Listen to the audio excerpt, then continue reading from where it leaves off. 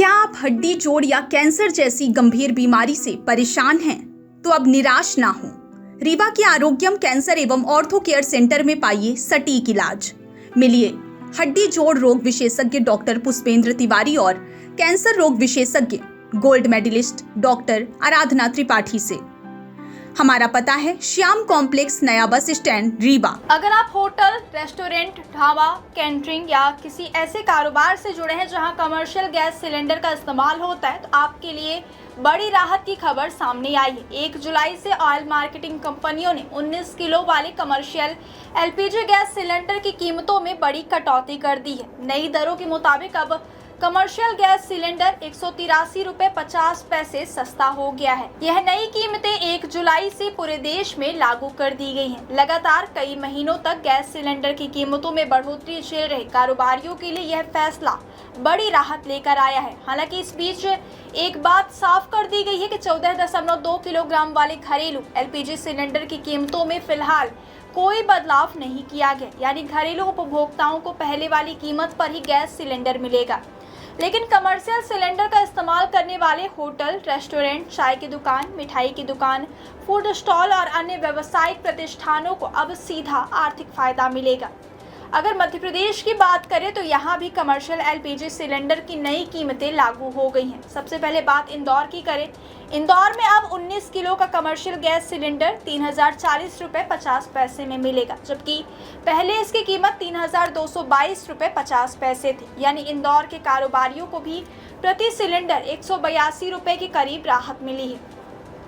इसी तरह राजधानी भोपाल में अब कमर्शियल गैस सिलेंडर की कीमत 3116 रुपये 50 पैसे हो गई है। ग्वालियर में इसकी कीमत करीब 3338 रुपये तय की गई है, जबकि जबलपुर में अब कमर्शियल सिलेंडर 3290 रुपये में उपलब्ध होगा।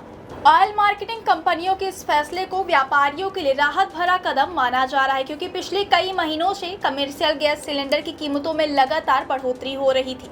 अगर इस साल के आंकड़ों पर नजर डालें तो जनवरी 2026 में दिल्ली के 19 किलो वाले कमर्शियल गैस सिलेंडर की कीमत 1691 रुपये 50 पैसे थी, लेकिन इसके बाद लगातार कीमतों में इजाफा होता गया। मार्च महीने में 2 बार दाम बढ़ाए गए। पहली मार्च को सिलेंडर 28 रुपये महंगा हुआ और फिर 7 मार्च को इसकी कीमत में 114 रुपये 50 पैसे की और बढ़ोतरी कर दी गई।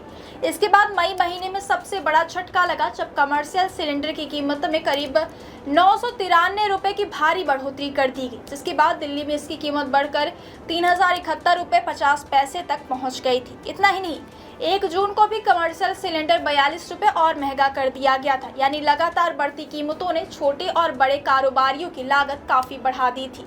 होटल, रेस्टोरेंट, ढाबे, बेकरी, मिठाई की दुकानें और कैंटरिंग व्यवसाय चलाने वाले लोग लगातार महंगी गैस का बोझ उठा रहे थे। ऐसे में जुलाई की शुरुआत में कीमतों में हुई यह कटौती उनके लिए बड़ी राहत लेकर आई है। व्यापारियों का कहना है कि गैस सस्ती होने से उनकी संचालन लागत कुछ हद तक कम होगी और इसका फायदा ग्राहकों को भी मिलने की उम्मीद है।